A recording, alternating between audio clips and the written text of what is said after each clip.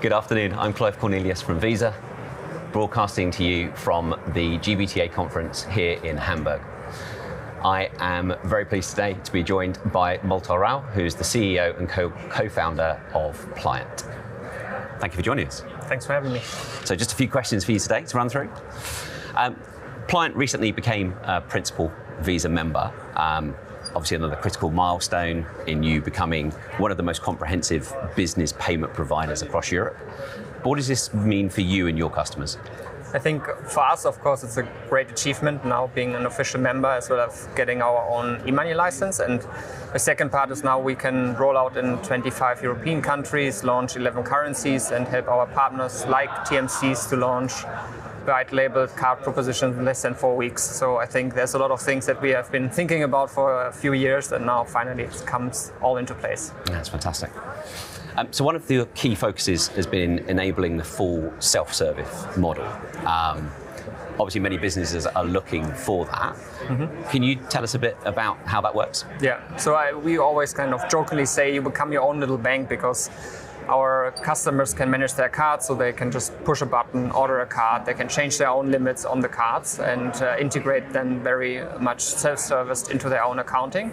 And these are kind of the things that we see and there's a lot of demand for. We also soon will have something related to currencies, so it's more like making them a little bit more detached and not having to call the bank to say, I need US dollars now, for example. So that, I think is the right thesis to go after.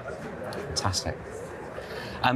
What other feedback have you been receiving from your customers? So are you seeing any new use cases, or what people have been asking of you?